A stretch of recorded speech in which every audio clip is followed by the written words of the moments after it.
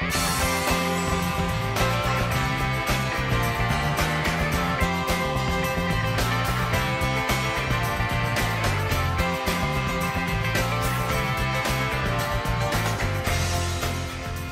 going on, everybody? Puck Buds is coming at ya. We're recording on Friday, the eve of the Stanley Cup playoffs, which means it's the most wonderful time of the year. Nice weather, winter finally out the door, and you get the most intense hockey you're ever gonna see. Something always on TV. Like we got a lot of great sports days in the year. I mean, just think of a few. First week of March Madness. Got that NFL divisional playoff weekend. 2 games on Saturday, 2 games on Sunday. But there's just something special about a Saturday in May. Really nice out. Sitting down on your couch for the horse races, the Preakness, the Derby, and then after, leading into that NBC game, to me, not really a whole lot that can beat it. And we're on tap for one of those days tomorrow. 75 degrees, not a cloud in the sky in Massachusetts. We got the Preakness, and then we got the entree. The Boston Bruins and the Washington Capitals kicking off the playoffs. So in honor of that series, we thought it would be fun to bring back our special guest Paul. That's what I'm going to call him from now on. Always the special guest, back to break down the series. I thought it would be fun, to break down the series. Dylan thought it would be fun to, end quote, crack a few beers and let Bruins fans complain. While extremely enjoyable, and I respect that angle, I told him it's probably not going to happen.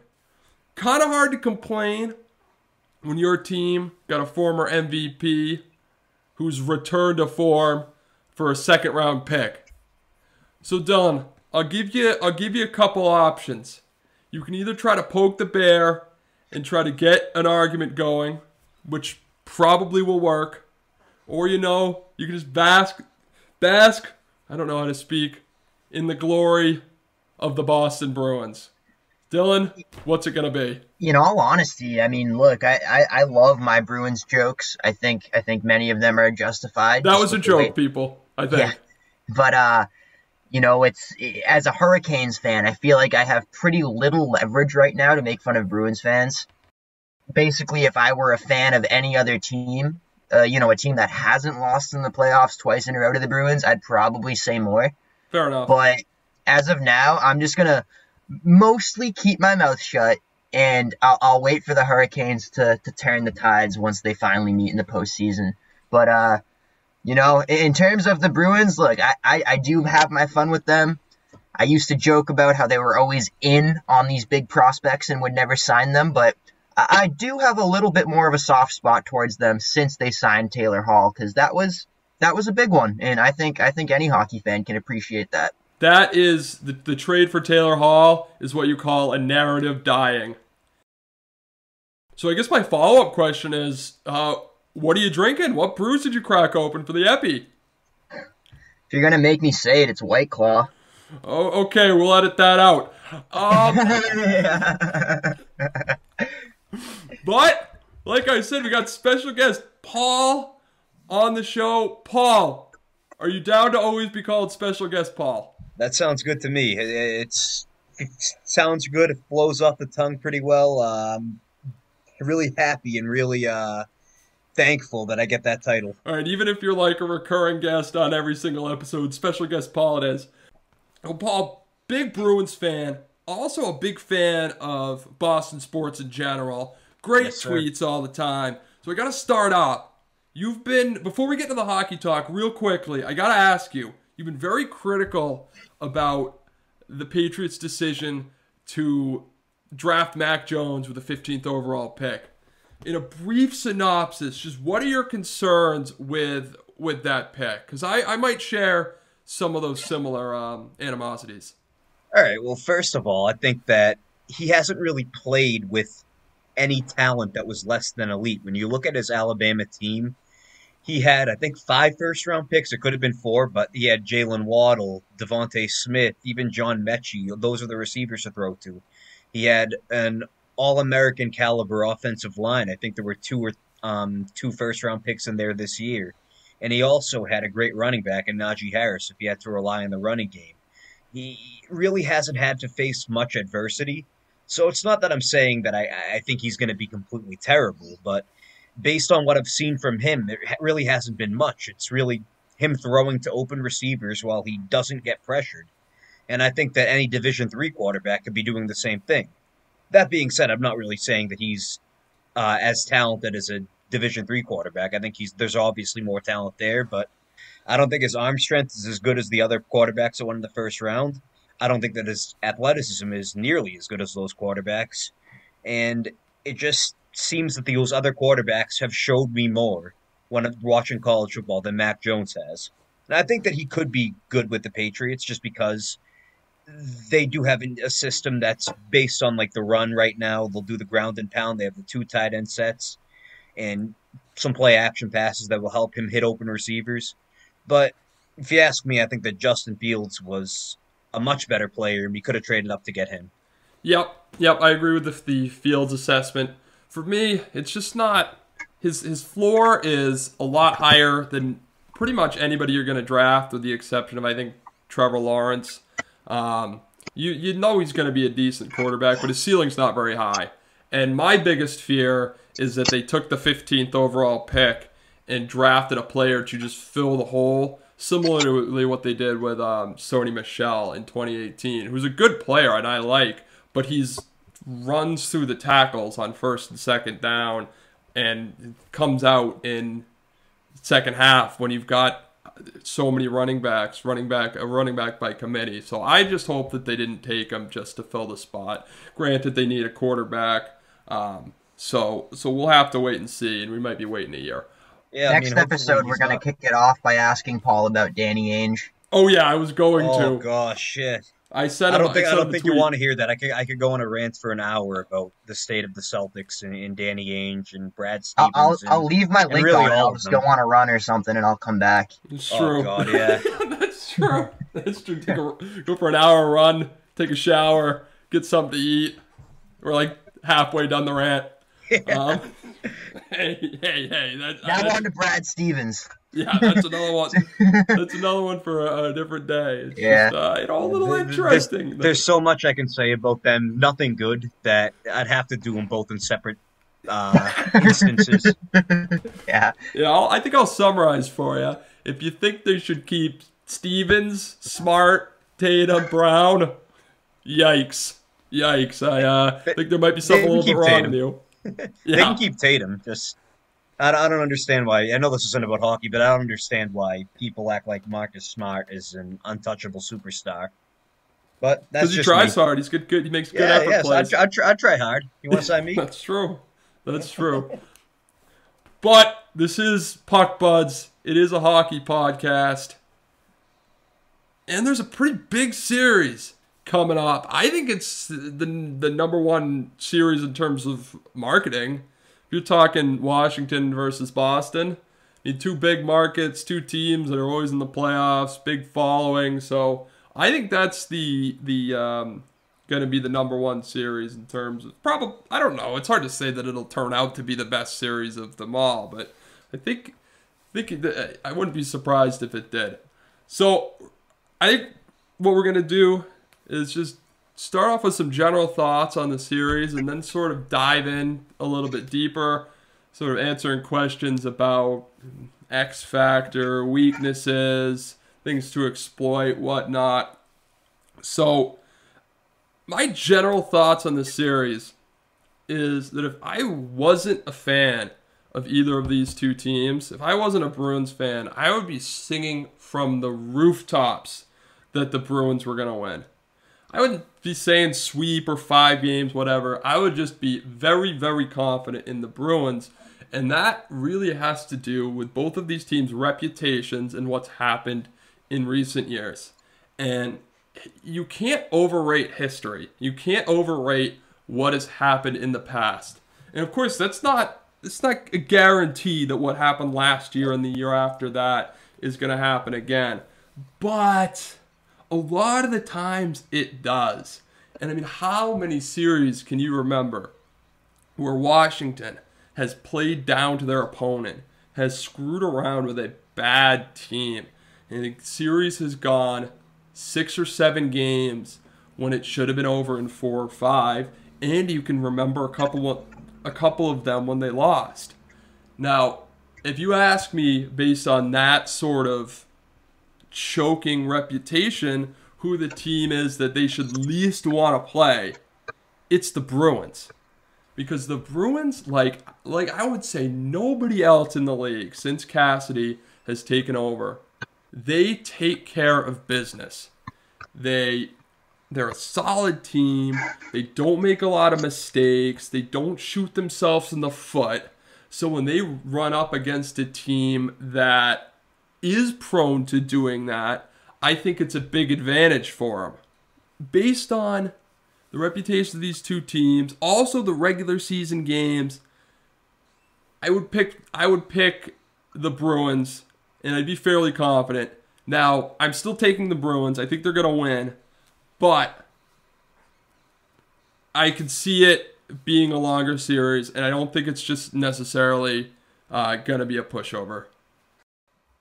Yeah, I think my big narrative going into this is people know that, since I was in middle school and I started following hockey very closely, I've never been big on the Capitals, and this is one of those things that I can't even fully explain. They're just not my team. And they, as of now, when they won the Stanley Cup in 2018, the narrative was finally, they did it. It was a great story. I mean, it's something you could make a good documentary on. I mean, it was a cool story that they finally got the cup win. Ovechkin finally got his big win. But since then, they've kind of, people don't want to talk about it, but they've gone back to doing exactly what they used to do. They make the playoffs as a high seed, and they have a lot of trouble getting out of that first and second round. Obviously, I'm going to bring this up, but 2 years ago, they lost to Carolina in the first round, and that was a 2-7 series. Carolina was 7. Carolina and the Bruins, I'm not trying to rub salt in the wound, but Carolina and the Bruins played in the Eastern Finals, and the Bruins destroyed them. Yeah, it wasn't. Yeah, I spent $200 on those tickets. Oh, well, you could see a good Bruins win. But you're go right, ahead. Though, because that's a good ad, though, because that shows that Carolina team, they were good, but to beat the Caps, you'd expect a little more out of the Stanley Cup champions, because that's what they were the year before. And it's turning into almost kind of like a broken clock is right twice a day type deal. You know that old expression? Oh, yeah. And that's kind of how I'm starting to see the Capitals. I used to have, 2 years ago, I had a lot more respect for them than I do now. And I still have more respect for them now that they've won their cup. But again, I'm really seeing that repetitive pattern come back. And look, I know Ovi's, he's got the big one off the list. He won the Stanley Cup. But in terms of talking about a guy's legacy, you don't want to be remembered as the guy who, like I said, just had that broken clock that was right twice a day. And I think the Caps, even though they won that cup a couple years ago, I still think there's a little bit of pressure to kind of right the ship a little bit, because no one wants to be remembered as the guy who got eliminated in the first or second round every year except for one. And I think currently that's where Ovechkin is. So that's one of the narratives I'm looking at. That's the lens that I'm going to be looking at this series through. But what I think made a lot of sense is when you said that this is a marketer's dream, or however you worded it. You said it was the most marketable series. And I do agree with that. I think a lot of people are excited about Toronto and Montreal, but sure. That's typically the older guys. Like nowadays, well, in Canada, yeah, for sure. And the older guys that saw them play when they were the two big original 6 teams. Nowadays, it's kind of just another matchup for the most part. But because of the legacy of both teams, we kind of got to make it seem like a big deal. But no, I do think that this Boston versus Washington series is the most marketable series for the average fan. Easily. Paul, what do you got? What are your general thoughts going into this showdown? I'm going to keep it pretty simple. I think the Bruins are a better hockey team. I think they're a better coach team. I think they have better team chemistry. And the most important, I think that they're going to be more stable in the defensive and goalie in those areas. Because when you look at the Capitals goalies, they're pretty young and inexperienced. I know we can say the same thing about Jeremy Swayman, but I'm not sure if he will play at all during the playoffs, considering back in 2019, Halak didn't get a go. But despite that, the Capitals goalies have kind of split time the past year. I think both of them played a similar amount of games between Vitek Vanacek and Ilya Samsonov, and neither of them have really stood out. I know that Samsonov is a really high prospect, and Chell, he's medium elite. Everybody loves to trade for him and stuff like that, but I don't know. He wasn't very good in the AHL, and he's been very streaky in the NHL. And I think the Bruins are going to be able to exploit that. The fact that they don't have really a clear number one goalie, and even when if they do decide on a clear number one goalie, how stable and how efficient will that goalie be? I agree with that. I think If I may make a point here, Oh, go ahead. I love what you just said about the two goalies because I heard a fantastic quote the other day. I can't recall if it was Elliot Friedman or who. I was listening to someone's podcast, and they had a real good one. They said, if you have two goalies, that means you don't have one goalie. I disagree with that. Oh, I see both sides. I actually tend to disagree as well. I think you look at the way the NHL has gone recently, and you look at the successful teams, a lot of them have a 1A and a 1B. Carolina does it. They have Peter Mrazek. I mean, Carolina made it pretty far with Peter Mrazek and James Reimer. That's a subpar tandem, but if you can disperse that work, sometimes it'll work. In Washington's case, I don't know. I thought Samsonov would really become a bigger name this year. Is he in COVID protocol right now, if I'm not mistaken? I'm not sure, but yeah. They have had that goaltending battle between Samsonov and Vanacek. And in this case, I don't see it as a necessarily healthy one. I think it's some room for concern. Just building off of that, I agree. I kind of do agree with it. If you have two goalies, then you don't have one, only for the playoffs. Because I think that during the playoffs, goaltending is such a big thing where you have to ride the hot hand. And usually the hot hand is going to take you far. Like, look at Tim Thomas in 2011, even Binnington in 2019. I know Antti Niemi won a cup once. Matt Murray is garbage, and he won 2 cups. Okay. You have to ride, yeah. We all know that Matt Murray's garbage, though. I think he's been. I don't know. I don't know if I'm ready to throw him in the trash. But continue. Maybe it's just because he's on a terrible Senators team. But he was bad. He was bad. But he started playing better towards the end. So I just can't call him garbage based on a year and a half of playing poorly and 2 cups. But he's a goalie. How often do we talk about this? It's just it's the way goalies work. But okay, so continuing on the Bruins Cap series, I do think the Bruins have a better team, and it's not just because of the goalie. I think that the Bruins have the goal scorers that can rival Ovechkin now. And Pasternak, Marchand has been on fire this year, not only assisting, but he's been on the receiving end of a lot of passes. He's scored a lot of goals. His finishing this year has been a lot better than in years previous.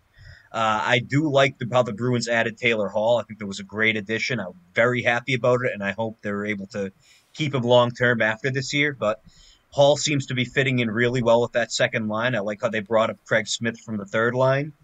That Krejci, Smith, and Hall line is very the best second line the Bruins have had since 2013. I think. Easily. And it hasn't been close. Not even close. And I will say that I do like the combinations the Bruins can use from third and fourth lines, and I think that is where another place where the Bruins can exploit the Capitals because they have a lot more depth. When you look at the Capitals' bottom line, they have like Garnet Hathaway, who's mainly a fighter. They have Nick Dowd, who's just a bruiser. They don't really have a lot of skill on the bottom lines. But the Bruins, they have Charlie Coyle, and if he can get going, then he's going to be immediately the best bottom 6 player in the series. I think that that's going to be an important piece of this series for the Bruins is their bottom 6 because in the years where they've made runs to the finals, they've had their bottom six really carry them. And this year it's struggled a little bit, particularly before the trade deadline, which, granted, a lot of the team really did struggle, but it hasn't been a great year for Sean Kuraly. It hasn't been a great year for Chris Wagner.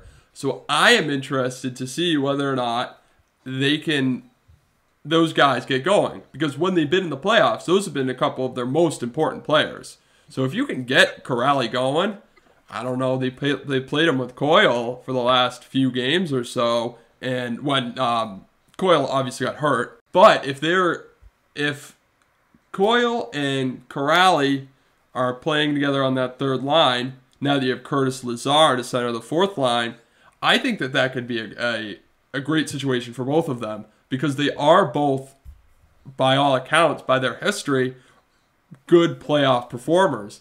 And if they're clicking together, all of a sudden that third line is a huge advantage for them. And that might be enough to push it over the top. And I 100% agree with the fact that Kuraly is a big playoff player. But I will say one thing. Has he really earned a spot in the starting lineup? Because I don't think he has. Well, I would say that he has, based on prior playoff performances versus some of the other guys that they have to play. I also will say that I don't really think he's earned the place to be on the third line. I mean, I don't think there's many other people that have earned that place, but that's I think exactly Kuraly, why he should get it. So you think he should get it because he hasn't earned it? No, because nobody else has sort of taken it away from him, and you generally have an idea of what you should get come these really important games.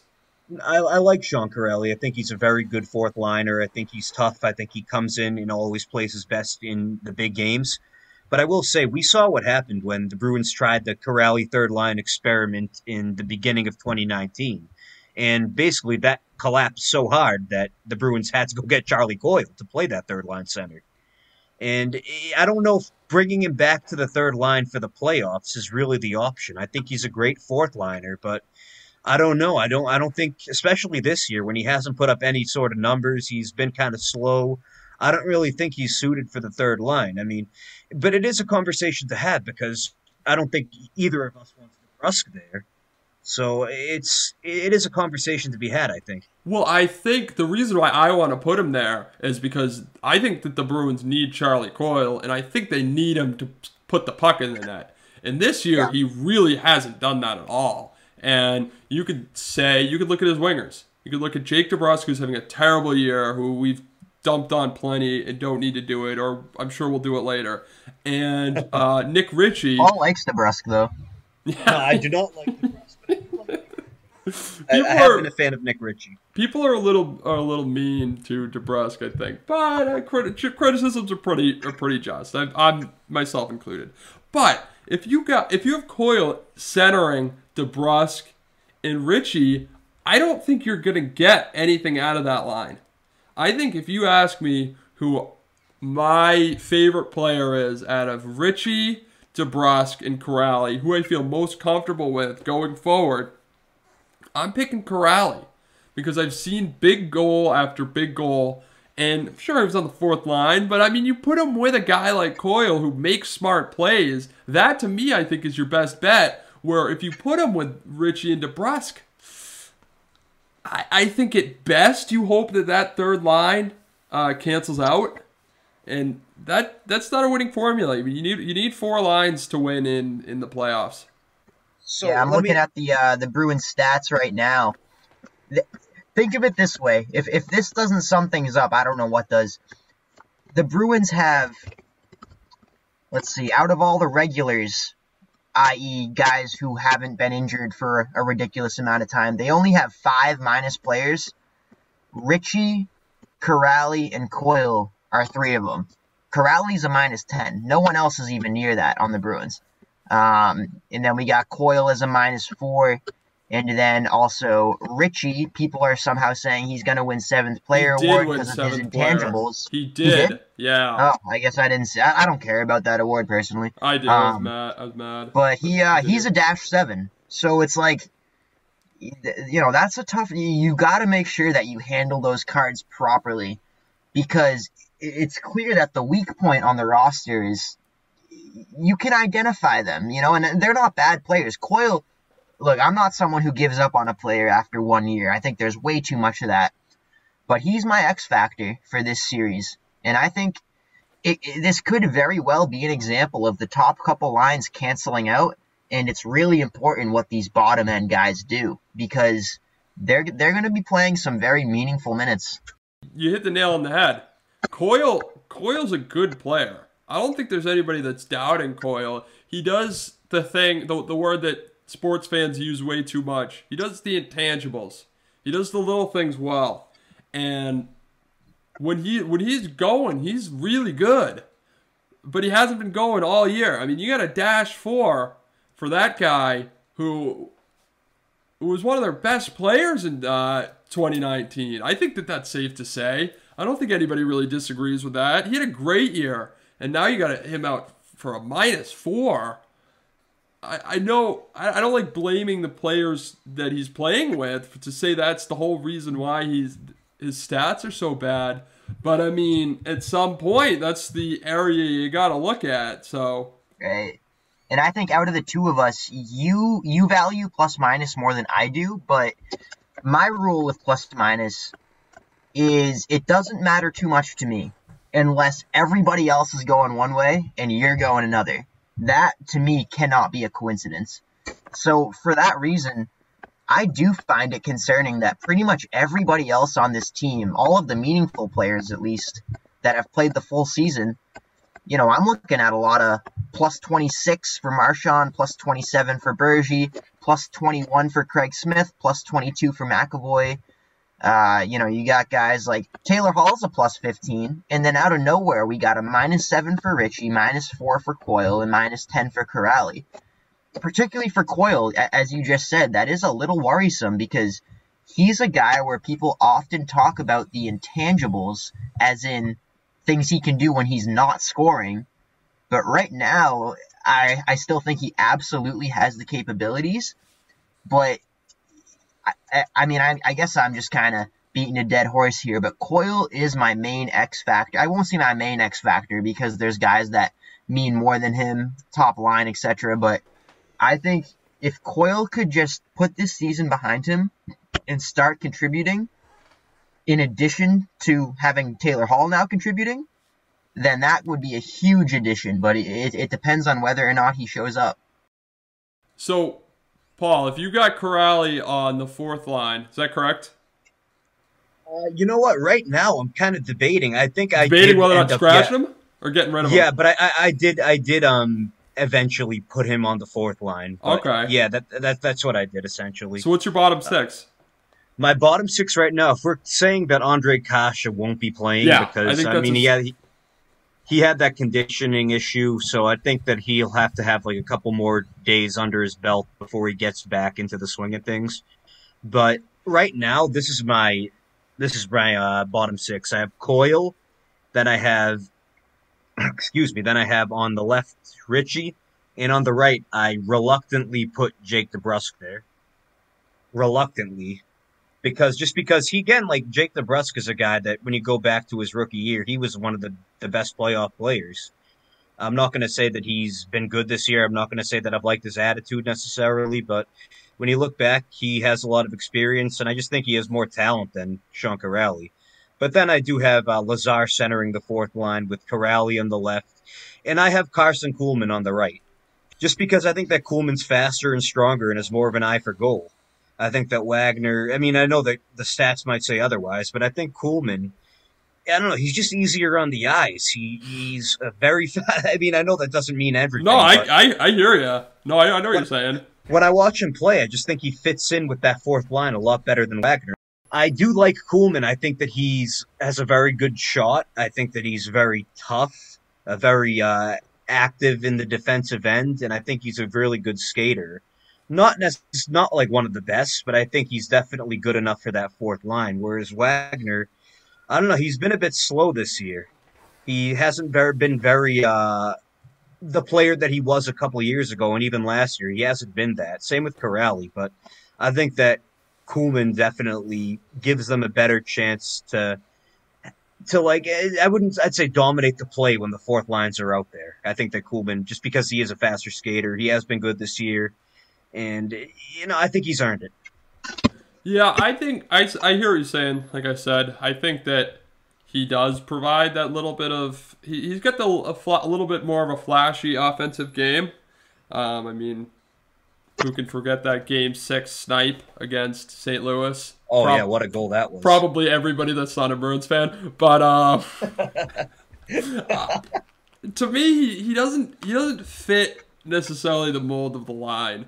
And you want the fourth line to be a checking line. You want one of them to be a checking line. And that to me isn't Kuhlman's game, where I think it fits more of a player like Wagner. I hear your criticism or your concern on Wagner. It's totally justified. He has not had a good year, and neither has Corrali.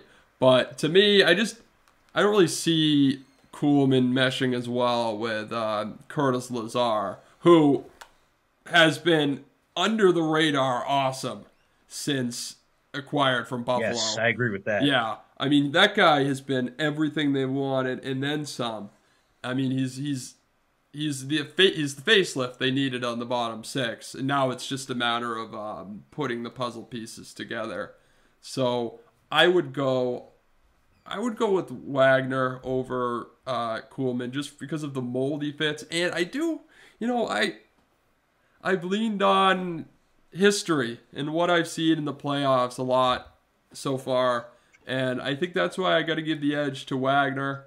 I think that they're in a situation where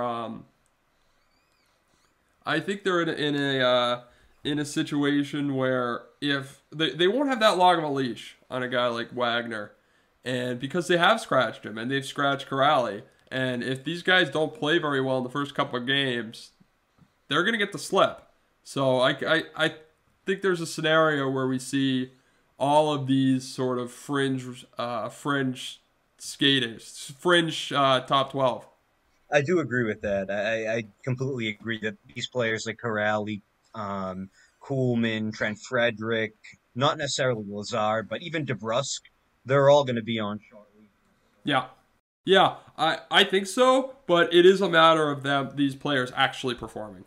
And I think that some of them have gone ghost at times, and they can't afford the wing spots on the fourth line to not play well.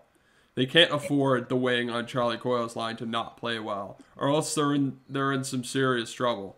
Because a lot of those times, those top forwards will cancel out. I mean, we have a great first line in Boston, but they have Backstrom and Ovechkin on their first line too. And let's not forget that when the Bruins won the Cup in 2011, they had an incredible fourth line. They had Paille, Thornton, and Campbell. It's not too often that people remember fourth lines 11 years later or 10 years later.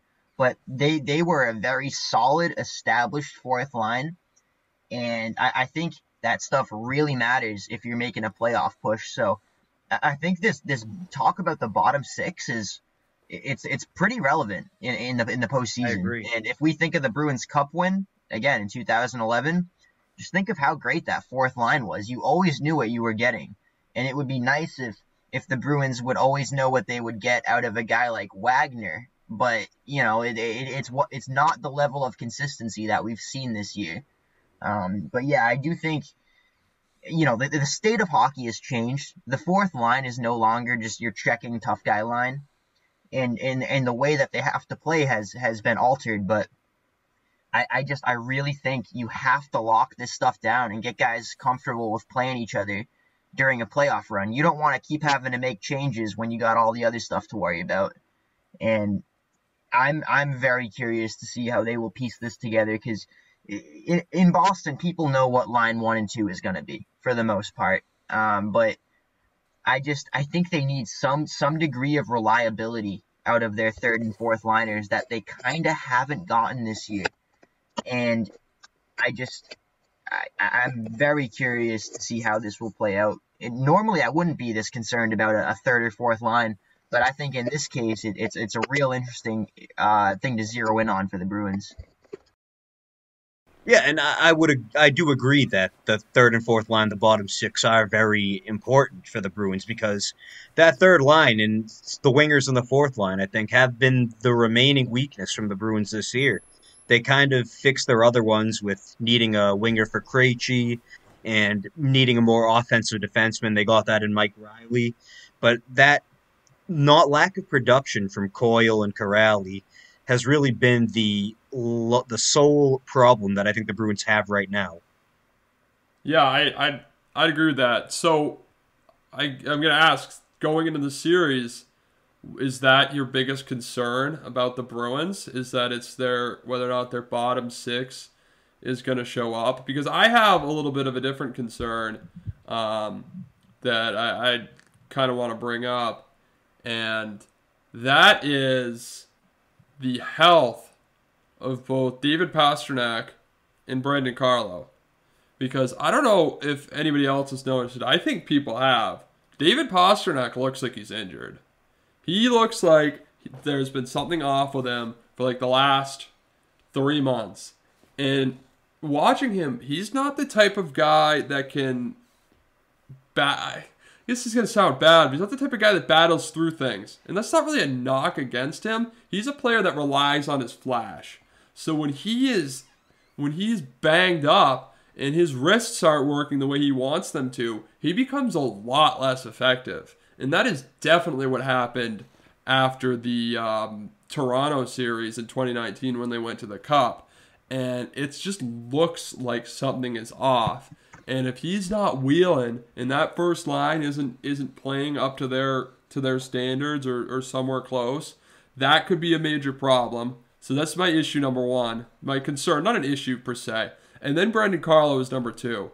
Because I think anybody that watches the Bruins knows how important he is. He is extremely important. And with him and McAvoy both playing to their potential and playing as good as they can, that's an elite 1-2 right side. I think it's the best 1-2 in the NHL. Probably the best 1-2 defensive pairing other than maybe Hedman and McDonough. But he really, really struggled in the bubble last year after a long layoff. And of course he's had a long layoff recovering from the concussion this year. So if he cannot get back to where he was in the 2019 before the bubble, I think that's a major problem, and I think the Bruins defense is vulnerable. So what do you guys got on do you share those concerns, I guess? I do want to bring up something about Pasternak because you were right. The first thing that I thought when you said that you're worried about if he's healthy or not, I was going to say, well, and you did bring this up a couple seconds later, that I was going to say that he was injured in 2019. He definitely wasn't playing up to his potential past that Toronto Maple Leaf series. And I think, well, we were one game away and we outplayed the Blues for the majority of the final. I know that means nothing, but we were one game away from winning the Cup with Pasternak not at But full potential. They didn't score. That's why they didn't win. Is because they didn't score. They didn't score in Game 5. They didn't score in Game 7. Yeah, and I'm not saying that it would be good or wouldn't be a problem at all.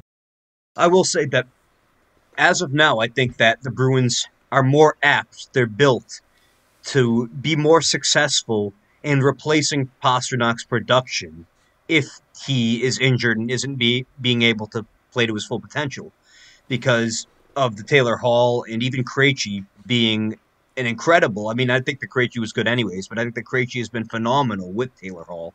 And I think that those players, if Pasternak is not up to his full health and if he's not scoring the way he usually does, then I think that the Bruins will be able to more or less not really replace, but be able to hold off other teams based on their more talent on the second line. Yeah, I think that they're definitely more apt to replace that sort of production than they have been in years past. I think in years past, that's been their fatal flaw, is that if the first line isn't producing a lot of goals like it didn't against Tampa last year, and then it didn't against St. Louis, they've lost.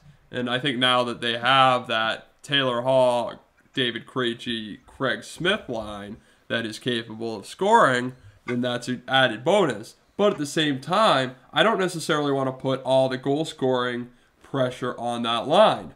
Because, I mean, when you rely on a one line to score, then it's a recipe for disaster, especially when we just talked about there's real question marks on the third and fourth line, and they haven't scored that much this year. So that sort of reiterates the point that the first line does still have to drive the ship. And if they're not able to do that, whether or not it could be 5-on-5, the first line, or it could be on the power play, but if that's not happening, that could be a recipe for some disaster. And Pastrnak is a unique superstar in the sense that he's not a very cleaned up player. He's pretty sloppy, as a matter of fact, I think. I mean, he turns it over quite a bit in the neutral zone and the offensive zone. Doesn't make too many crucial defensive mistakes. He's not one of those guys who's consistently passing it through the slot and getting intercepted or anything like that, but he's a guy who he makes his money around scoring, and if he's not doing that, his contributions to the team aren't non-existent. He's still helping out, but this is a guy that he's got to score. He's developed a good identity. The fans like him. I think the fans even of other teams like this guy, but it's just a matter of, can he bring what he's capable of bringing? Because if he can't, then he's not dead weight, but it's a huge hit to the team. And I guess this is kind of beating a dead horse, but really my point is, he's not Patrick Laine. He's not like someone who's going to completely hurt the team if he's not scoring, but it's still absolutely crucial regarding his worth in the lineup that he scores. And he's got to score in pretty big bunches. I mean, that's kind of the way it goes. You set these expectations for yourself based on what you've done, and then people will base how they think of you off of that. They're not going to compare you to the average player. They're going to compare you to what they expect out of you. And Pastrnak, I mean, he's got to get it done. I don't want to put too much pressure on the guy. Not that he's listening to me, but you sure? This is his. Maybe he is. This is his. Better not be. Yeah, I just think it would be awesome to see a big playoff from David Pastrnak here. He's such a fun guy. I want to see him have fun, but it's funny how you mentioned him looking injured the last few months, because I didn't want to say anything, but I've had some question marks as well. And I have written down my 2 X factors for the Bruins in this series, and I got Pastrnak and Coyle. So, I mean, I hope in game 1 he just gets a goal right off the bat. I think that would really help things. I think I think you hit the nail on the head. I think you're Agreed. absolutely right. I mean, he has to score. He has to score. Yeah. He's not a guy that's necessarily going to move the needle with his play defensively, like Marchand is capable of doing, and like Bergeron is capable of doing. Or playmaking either. Yeah, he's a goal scorer. Yep. So he needs to score goals, and he doesn't drive the play; he finishes the play, yeah. And that's what he has to do. Yep, I agree with that. So I guess I'll bring up the defense. And Carlo, is there any concern about their defensive unit going into this series? You can touch on Carlo if you just want to talk about the D in general.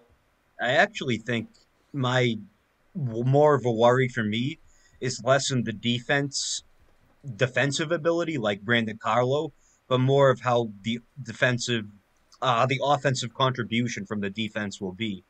Because I know we did bring in Mike Riley. He's helped the team a lot. He's actually my X factor for the series, because I think we're going to need his passing ability and puck. He's really good with the puck moving ability on the power play. I think that's going to be really influential to fill in for Krug. And if Grzelcyk isn't on the first power play, I'm not sure how it'll be. But I do think that he's really important. But I do think the Bruins need to have defensemen who are going to contribute through assists, through passing, and even through maybe goals from the point. Or not even that, but just getting shots on net, getting pucks in deep. Yeah, I think that they've been a lot better at that since they've gotten Riley. I also think that Charlie McAvoy is really good at that come playoff time, because Charlie McAvoy is a different animal when it's the playoffs. That guy is. I'm not saying he's the best defenseman in the league when the playoffs come, but there's nobody better. I mean, you can't play better than Charlie McAvoy does in the playoffs. He is an absolute animal. Locking it down, playing 30 minutes a night, providing offense. That guy just gets it done. So, I'm not... Oh, go ahead. Oh, I was going to say, hopefully he just doesn't get burned out by doing too much. But I do agree that McAvoy's a great player, all-around player. He's not really just... I think of McAvoy, and I think back to, speaking of Tim mentioning his playoff effectiveness, do you guys remember his first appearance with the Bruins against Ottawa in the playoffs? Yeah, he was an animal. And Erik Karlsson, you remember what he did after the game? During the handshake line, Karlsson took probably 30 seconds, stopped the whole line, and he basically told him, "You're a heck of a player, and I'm impressed with you, and you're going to have a great career in the NHL." That was Erik Karlsson.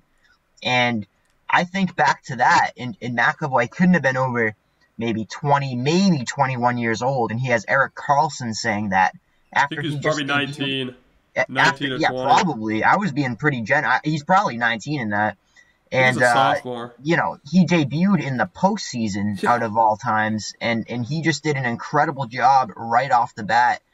He is one of the most composed defensemen in the NHL. He's starting to get his due diligence, but I don't know. I think give it 2 years, and he will be in that Norris conversation for the next 10 after that. He should be in the Norris conversation now. I know there's some good defensemen, but he's a top 5 defenseman in the league. There's no doubt about it. Norris is largely run on narrative, I feel like. It's largely based on whose turn it is what they say. I don't think that's right. They say Victor Hedman might even win it again this year when statistically he was not that good. He's just Victor Hedman. So that's a good point. He probably will. McAvoy's such a horse. I mean, you can play 30 minutes a night. He's just so dependable. I think if him, Carlo, and Miller are all healthy, that's a scary right side. That's a scary right side because all of those guys have played like number one defensemen. I mean, you've got to love Kevin Miller coming back this year. How great he's played. He is tough as nails.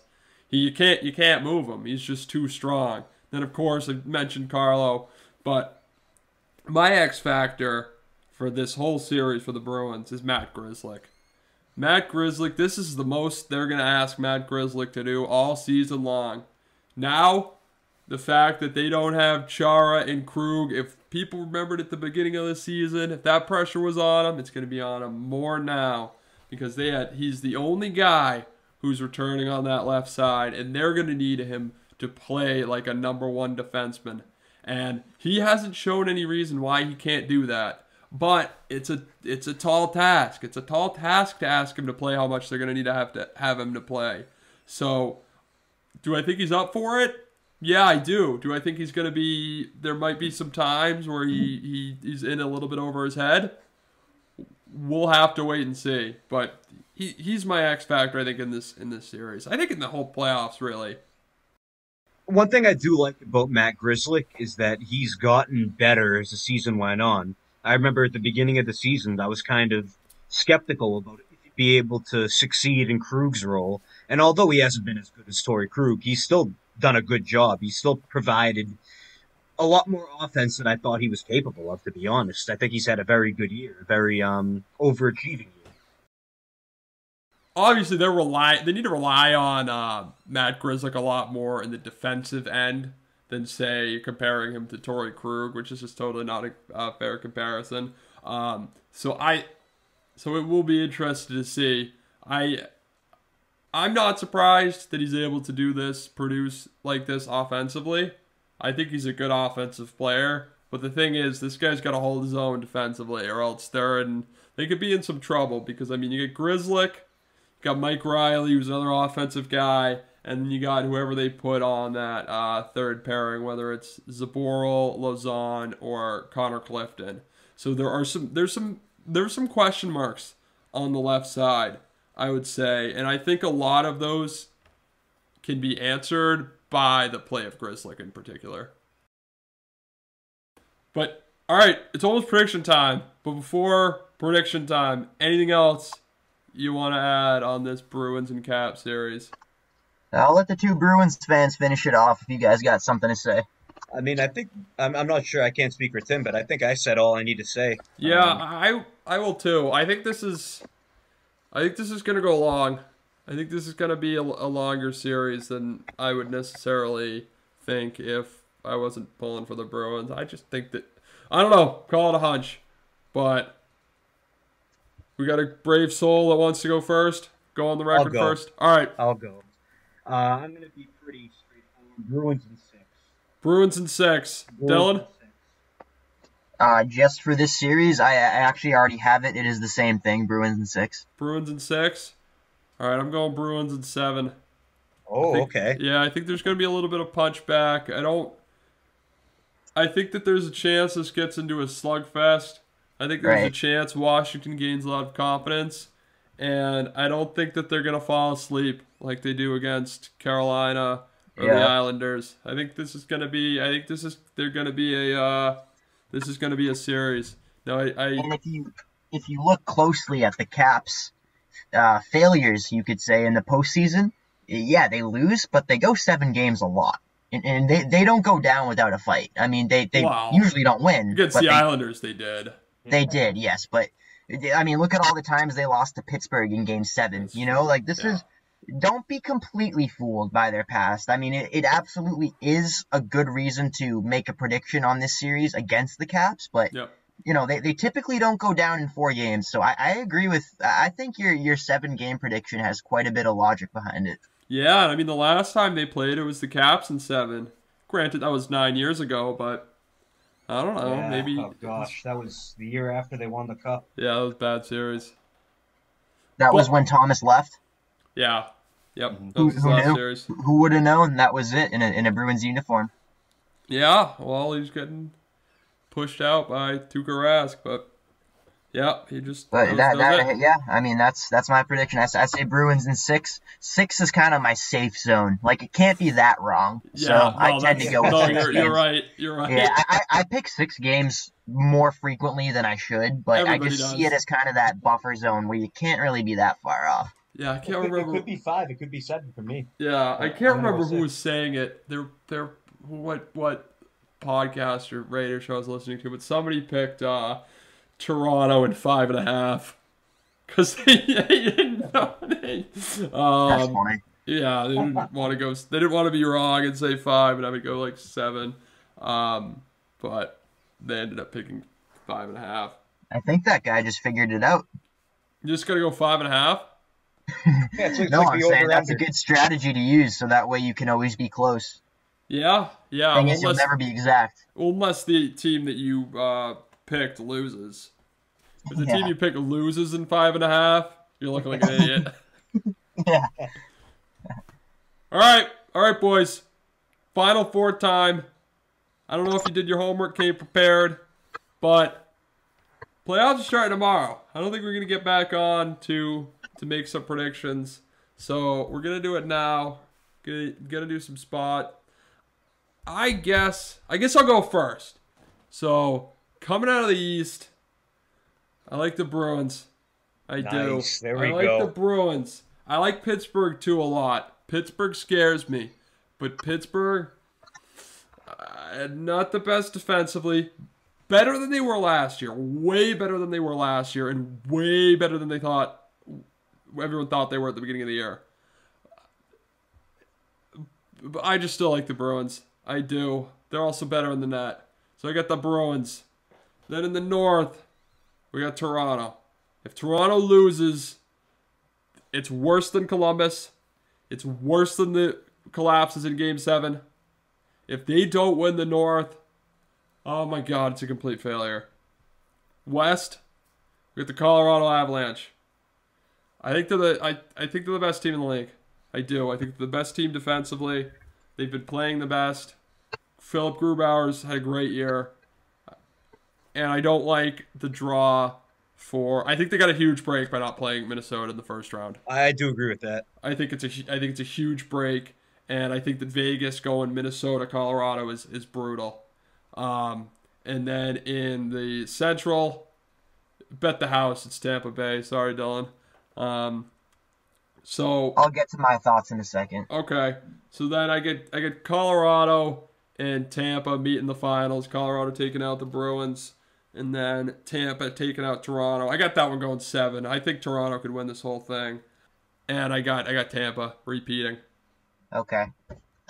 So I agree with actually a good portion of what you said. I got Colorado. Look, I'm not someone who just wants to pick the number one team in each division, but the Avalanche are stellar, and this isn't something that I said after they were clearly a front runner halfway through the season. This is something that I think was inevitable before the season. I mean, look at their roster. They were so good last year, and then they pick up Devon Taves. They pick up Bowen Byram. Makar gets even better. I don't know if you guys saw. He finished a point a game. He should win the Norris. He should win the Norris. I think I think it should be between him and Fox, but that's a different discussion. Yep. So I got Colorado winning the West because I mean, maybe you could make an argument for Vegas, but Colorado is so good. And side note, I'm just looking at this now. Colorado had a plus 64 goal differential, and they're playing St. Louis in the first round, who had a minus 1 goal differential. I'm not going to dig in too deep, but that certainly says something. In theory, Colorado should easily win this series. Won't be easy. I don't think it's going to be easy, though. I think St. Louis is a little bit better than their record indicates, and will play a little bit better. In hockey terms, it's all relative terms here. Hockey's always going to be pretty 50-50. But to reword it, I think Colorado has the strong edge in my book. For the Discover Central Division, because they want us to say the official name. Okay. Sorry, I didn't do that. Yeah, no, dude, the sponsors are going to be mad at you. They don't sponsor us. Okay. I don't care. No free my advertising. My objective pick is the Tampa Bay Lightning, just because. I mean, they already won the Cup last year. We know what they can do, and they had a great year without Nikita Kucherov, who I don't know if you guys heard is probably going to be back for Game 1. In other words, he was probably healthy a month ago, but it's cap circumvention. Yeah, you think? I don't even blame them for that. They're playing by the rules technically. Yeah. So I do pick Tampa Bay mainly because of you just look at their 36-17 record, and then you say, and they have Kucherov on top of that coming back. Yeah, and Stamkos. It's crazy how Stamkos has become a second thought, but they're just so stacked. My heart tells me it's going to be Carolina, but that's my non-objective pick. That's what I want to believe. Time will tell. Tampa in 4. But yeah, so for the Discover Central, I got Tampa. I want to say Carolina, and I could say Carolina because they did win the division and by a half decent amount, but I think it's going to be Tampa. Heading over to the Scotia North. I said it before. I don't want to be the guy that just picks the number one team, but I got to go with Toronto. You have to. And yeah, exactly. I mean, Toronto is a team that it's like they fooled me so many years in a row. I always said this is their year to be good. Last year, I thought they were going to be really good. I actually predicted them. Embarrassed to say it. In the summer of in the fall of 2018. Or would it have been 19? 19, yeah. Yes, in 2019, I predicted them to win the Cup. They didn't, obviously. They technically didn't make the playoffs because they got eliminated in the bubble in the first round. But this is the year that I'm going to be fooled by them, but in the opposite way. Because finally I gave up on them, and now all of a sudden I think they're going to do it. So the year I give up on them seems to be the year that they might actually do it. We'll see. It's Toronto. We know what happens with Toronto, and we know how they tend to stumble in the playoffs. But if you look at the other teams in this North Division, no one is even close to being as well-rounded as them. It's not even...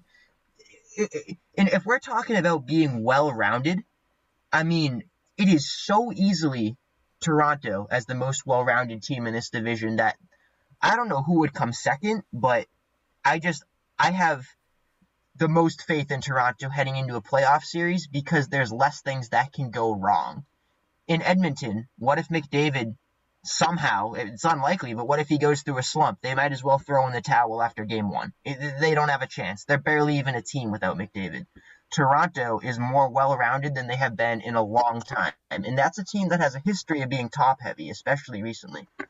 And lastly, heading into the Mass Mutual East, I got the Bruins. I really do. I'm surprised. I'm just noticing now that the Penguins finished first, which I didn't even. That must have slipped past me.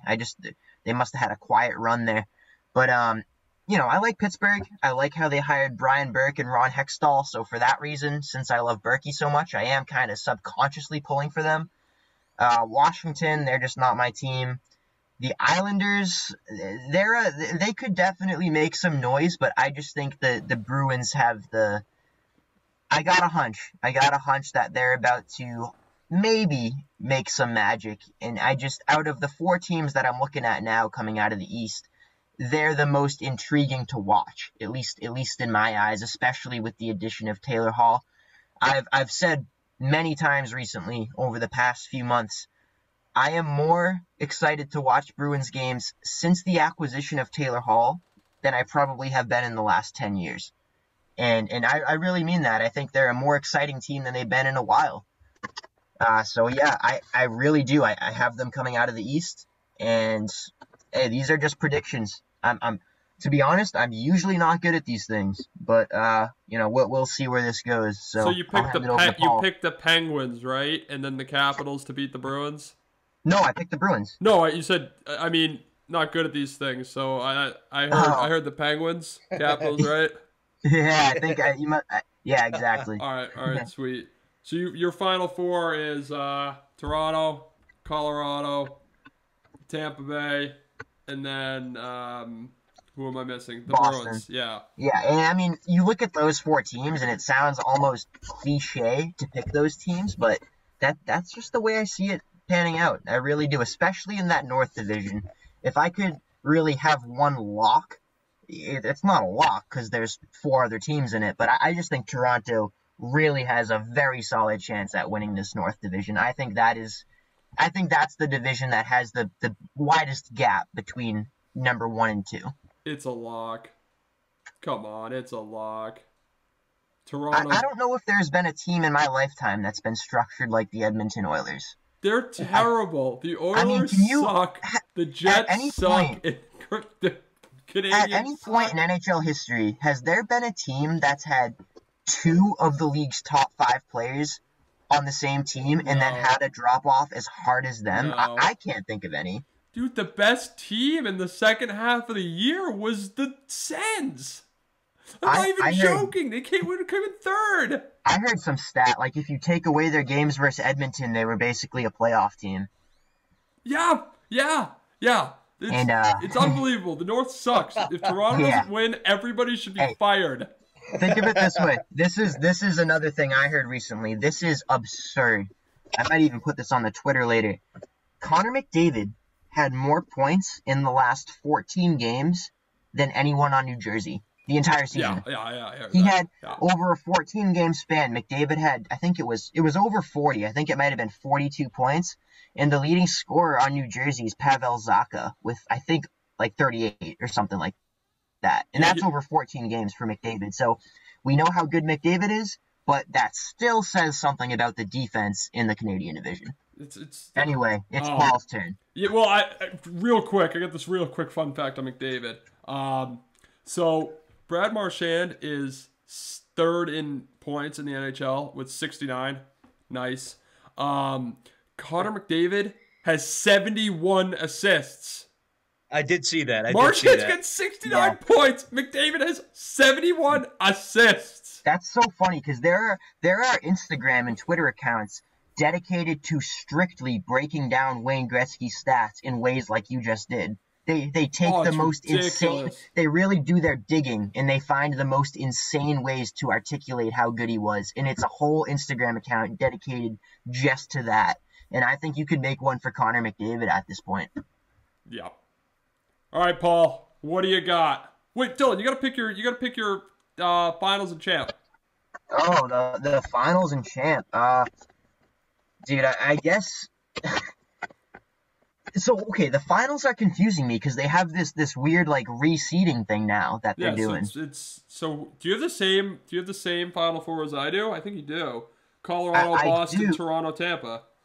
So it's yes, but Colorado. It's well, Colorado versus Boston. Tampa versus Toronto. okay. So in that case, I guess would Colorado versus Toronto be a possibility? No, not. No, If the Bruins win, no, that's right.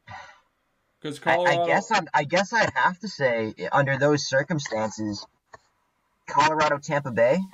And I know, look, I know that's boring because like those are generally considered to be two of the elite teams in the league, but I just gotta call it how it is, and I do think if I had to make a pick, I would have Colorado versus Tampa Bay, ultimately with the win going to Colorado. All right, go So one. Paul, what you got? All right, get ready for this, boys, because mine's going to be a bit different than yours. Is this All gonna be right, line A to the Bruins level absurd? this is why we got special guest Paul on for some insanity, for some craziness, for All some right. arguments. So I'll start it off in the East. I'm not going to say the brand names, frankly, because I just don't know them off the top of my head. So Mass Mutual yeah, East. I'll Mass Mutual East. do that All for right. you. So I have the Bruins, just like you guys. Not really much. I just think they're the best team in the playoffs from out of the East. I think that they're better than the Penguins. I think they're better than the Islanders, and I think they're better than the Capitals. I think they'll end up playing the Penguins in the second round, and I think that similarly to the Capitals, the Bruins will be able to exploit their defense and exploit their goaltending, and that's why I think they'll get to the Final Four. So moving on from the East, in the North, I really, I really want to pick Edmonton or Winnipeg, but I just can't do it. I can't do it. The North sucks. You guys have both said it. It's so bad. It's so True, bad dude. that even True. Toronto can't blow this. Even Toronto cannot blow this. Like there is no way they lose. It's unless McDavid just turns it on to a whole nother level. But I have Toronto coming out. The North is. I was trying to hold in my laughter when you guys were talking about the North a bit earlier in the show, but it's pitiful. It's ridiculously bad. I don't even want to watch the first series of the Toronto Maple Leafs and the Canadians just because it's going to be so one-sided and ridiculous that it does not intrigue me in the slightest to watch. So I have Toronto. They're going to be able to overpower all those teams. They're going to be coming out of the North.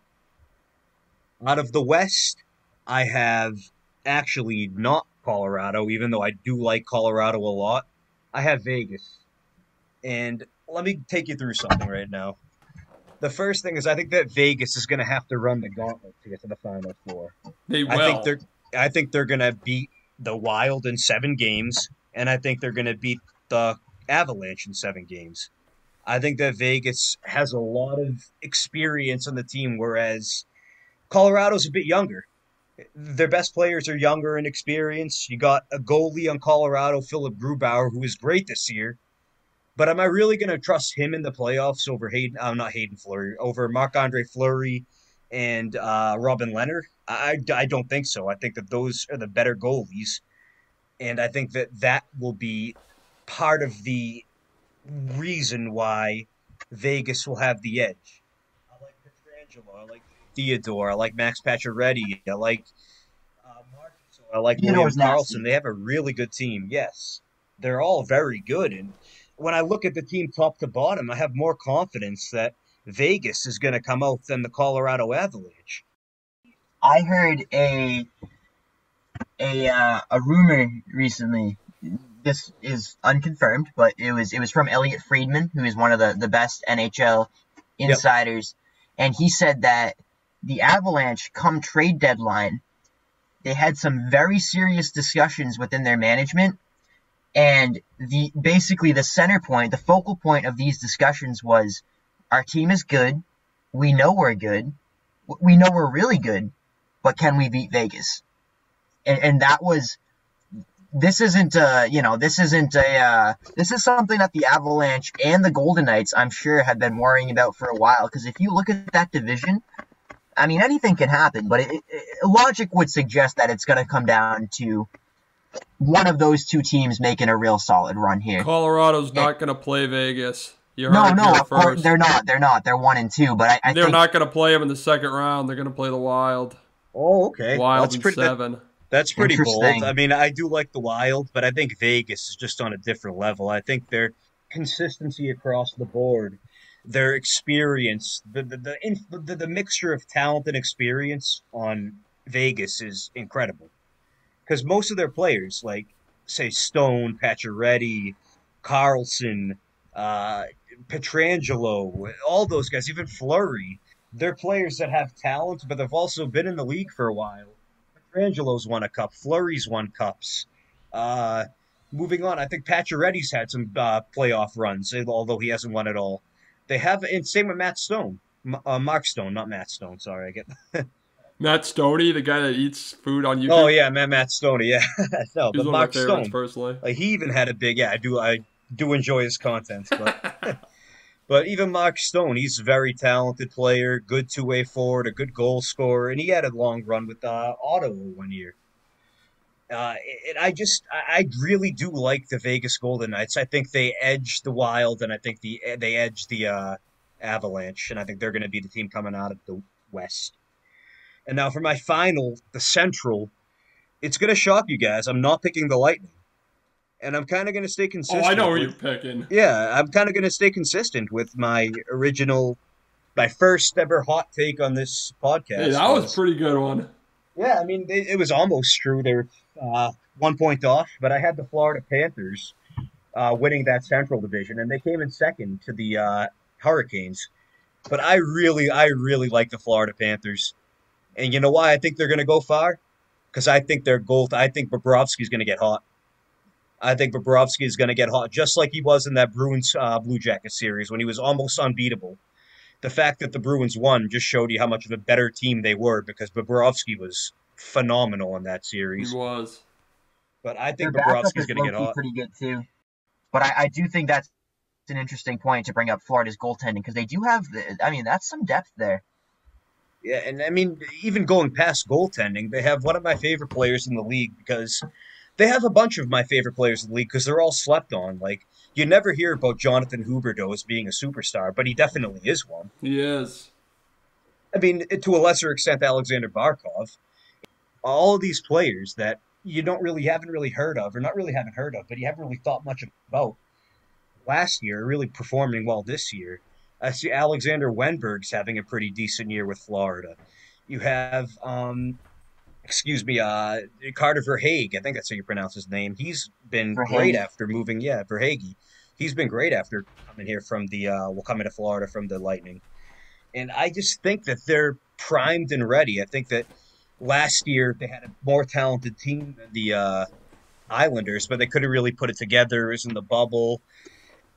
I really think this is the year they break through. I think their talent is there. I don't think they're more talented than the Lightning, but I'm going to give them the edge just because we don't know how if Kucherov and Stamkos are going to really come right off the bat and start producing like they normally would. Obviously, that And could be the case, but what's up? one player I don't believe you mentioned, but I think could be an X factor for Florida. Don't forget they just got Sam Bennett from Calgary, and he's Former actually a second pretty overall pick. yeah he second overall pick, but couldn't do a pull up at the combine. I don't know if you remember that. I do remember that. Neither could Casey Middlestat. He couldn't do a pull up either. Yes. But anyways, Sam Bennett, his playoff numbers are pretty solid. He's got 19 points in 30 games, career postseason. I remember people were saying, geez, why is it that this guy always comes up in the postseason and not Johnny Gaudreau for Calgary? I mean, and that's not necessarily his thing. Like 19 points in 30 games is solid, but it's very good considering the other things he brings. And I think he could definitely be an effective playoff player, not just because of his stats, but because of who he is and the game he plays. So I think you made some good points there talking about the Florida Panthers. Yeah, I do want to talk about Bennett a bit. I'll be pretty brief because I want to get into my final four, my predictions there. But I do want to just acknowledge that Bennett has been doing really well with the Panthers this year, even though with the Flames he wasn't as his best. But when he got traded to the Panthers, it was like he was an entirely different player. He's produced. Yeah. And another player I do want to bring up is Anthony Duclair, your guy, Dylan.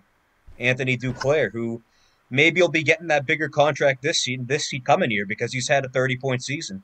in I think 56 games, which is pretty decent for a guy who's going to be playing on the middle six. Yep. He's making 1.7, so you take that. Yep. And I will say that also an honorable mention to the guys, the local guys, the former Bruins guys, Vetrano and Achari. It always seems like we're sending away our players to Florida when you go back to even Sean Thornton and Tim Thomas too, technically. Yeah, and Yeah. technically, and in this case with Achari and Vetrano, both of them have, I think, picked up their games after they left the Bruins, and they've particularly Achari. I think he put up 20 Gs last Yeah, year he had for 20 Florida. goals last year, yes. Who would have ever thought that would be like Corrali leaving and putting up 20 next year for someone? Yeah. But yeah, I wow, like them geez, both. maybe, wow, just your sales pitch has made me become a Panthers fan, Paul. Yeah, let's go. I mean, the Panthers, I also have a soft spot for them because I did go to a playoff game before. It was, I think 2015 or 20, I think it was 2015. And it was a double overtime. They lost to the Islanders in like game 5. I remember that. And yeah, Barkov missed a penalty shot in the overtime that would have won it. But it was a really good game. Atmosphere was surprisingly good. And I do have a soft spot for the Florida Panthers just because, I guess they'd be my second or third team after the Bruins. So, but that is not, I'm not taking that into consideration when I'm making these predictions. I do think the Panthers are a good team, and I do think they'll be able to edge out the Lightning this year. I know, particularly me and Paul have been just adding on things about the Panthers. And this isn't a Panthers podcast, but Might let's as not well forget be. Joel. Hey, Joel Quenneville's their coach too. We can't forget Yeah, that. good coach. Not a Panthers pod? Could make If it a we were, Panthers we'd pod. probably be like one of the biggest Panthers podcasts out there. Yeah, probably. I don't expect to have many podcasts the Florida Panthers. Yeah, for real. But But yeah, yeah. Joel Quenneville behind the bench. All of a sudden, in like 10 minutes, Paul's made me basically a Panthers fan. Let's go. Get on the train. Get on the Panthers train. That's what I'm going to recommend to everybody. I'm excited for that series, too. I'm really excited to watch the Panthers play. And the funny thing is, we have it archived in our most recent episode where we had Paul. Paul did say that he thought the Panthers would win the Central, which at the time was a pretty bold prediction, and you're sitting pretty good right now. I mean, Yeah, they came in second. Them winning the Um, division's still pretty bold. Yeah, If they but come like, out of it, I think I'll buy you something nice. Awesome, because I think that's going to happen. I really do. I really like the Panthers' chances. So, Wait and moving see. on to my final four predictions. Who do we have? I got to do the seeding now because of the whole reseeding process. And Yeah, it by would be points, I believe. Yeah. So it would be the Panthers and the Toronto Maple Leafs, and then the Bruins and the Vegas Golden Knights. And I think it's the Bruins' year. I think the Bruins will end up beating the Vegas Golden Knights. I just think it's their year. After 2019, they came into 2020 in such a good way, and they really got kind of screwed over by the whole coronavirus, the whole pandemic, the fact that they had to wait a couple months and then play at neutral sites away from home. I really think they were the team to beat this past year, and I think that when you compare the two, I keep saying I think that. I apologize for that, anybody listening, but I do believe that when you compared last year's team, the team that won the President's Trophy, the team that looked borderline unbeatable to me, anyways, I think it's a little bit better than last year's team, this year's team, because we're losing Krug. That's a big loss, but we replaced him with a guy that had, I think, only 2 less points than Krug this whole year. We lost Chara, who was a liability in my opinion, even though I like him as a locker room guy and I'll always respect what he did for the Bruins. And we're bringing in Taylor Hall basically to replace Anders Bjork. So I really think that this is their year, and I have them going to my final. And in the Toronto Maple Leafs against the Florida Panthers, I'm keeping my Panthers pride going right here. I think that they'll take out Toronto, not because I think they're necessarily a more talented team. I think they're kind of similar on the talent aspect, but I think they're better coached, and I think they just don't have a stigma of losing the big games. And not necessarily, I think that they haven't really got to the big games, which is why they don't have that stigma. But I think Toronto, this is finally where they bottle it like they always do. I don't think they're going to have that Bruins Maple Leafs final that I know a lot of people want. But I think it's going to end up being the Bruins and the Panthers in the finals. And I think that if Tuukka Rask, if Patrice Bergeron, if Brad Marchand, if they have any sort of fight, which I know they have, and if they have any sort of grit, and if fate even exists at all, they're not losing a third time in the Stanley Cup They're Finals. I also think the not Bruins losing to the take it. Panthers. Yeah, the Panthers are a Paul, good team, though. The Panthers are I'm a good quoting team. you right now on Twitter. I'm saying Paul DeAngelis, quote, if fate exists at all, they're not losing. Yeah, they're not losing a third time. Add that in there. They're not losing a third time, especially when they were so close the first two, or the first two times they lost. It won't happen again. Bruins in 7. I think it's going to be a hard fought series. I know you guys. I don't know what your opinions are fully on the Florida Panthers, but I think the Panthers are extremely talented. I think the Bruins might have a little bit of trouble in that series trying to beat Bobrovsky. He's always played well against the Bruins. Even going back to when he was with the Flyers, I remember him being a decent goalie against us. But as I said before, if fate exists, if God is great, the Bruins are going to be Stanley Cup champions, in my opinion. I got Tampa in 5 in the first round. So one of us is either going to be really wrong or really right. Tune in to see. We're guaranteed to hit 500. That's pretty good. One of us will be wrong, one will be right. Yeah, that's true. That's true. That is true. That is true. I You'd mean, be in the Hall of Fame so fast with those numbers. yeah, 500.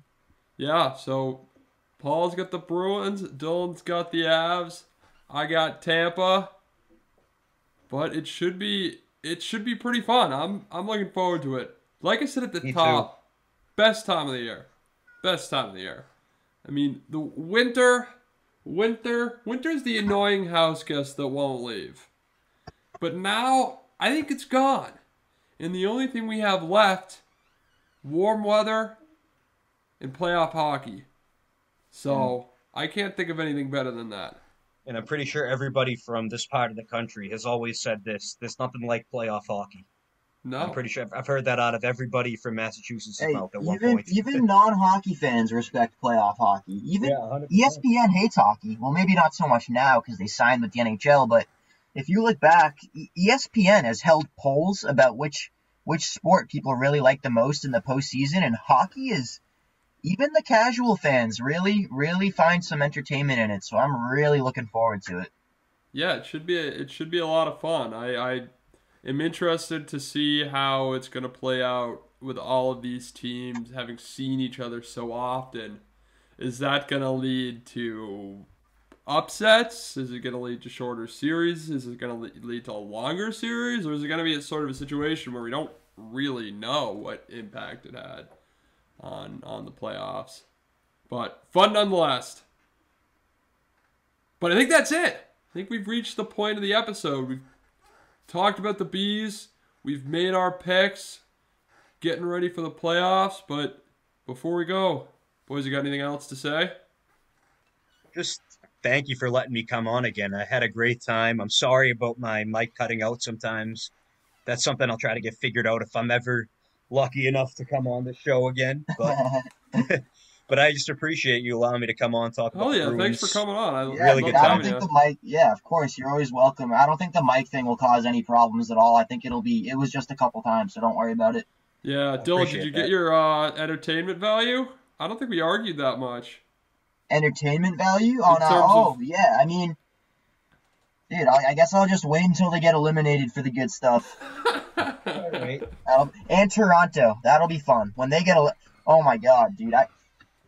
Toronto, I think they're going to go on a run, but they've also set themselves up for kind of the ultimate troll. Yeah. You know what I mean? Like the fact that if they don't get out of the North, then Right, exactly. So we'll see how it plays out. There are some very interesting focal points this year, and Toronto is one of the real high up ones for me. I'm very interested because with the expectations they've set for themselves, if they lose on a Monday, Toronto may still not be standing on it on Tuesday. Probably not. It might just be burned down to the ground. I don't know. Canadians typically don't riot, but when they do, it's over hockey, like we saw in Vancouver. Yeah. I think that if they lose to Montreal, or they lose to Edmonton or Winnipeg, City probably should burn down. Not advocating for violence. Just saying. If they lose to Montreal, I'll skydive off a plane. If they had the Blues at the Montreal, I mean, it's just I can't see it happening. I think you got to trade every single guy on the roster if they lose. If they don't win. Kyle Dubas would probably not have a job next year. Probably not. I think people are buying into what he's doing finally, but still, if they don't win again this year, yeah, you're gone. I mean, whether you agree with it or not, just for optics, they'd probably push him out. But hey, I got nothing more to add. Paul, thank you very much for coming on. Oh yeah. Appreciate it. Thanks for having me, guys. All right. If you made it to this point in the episode, thanks for listening. And we'll see you again next time.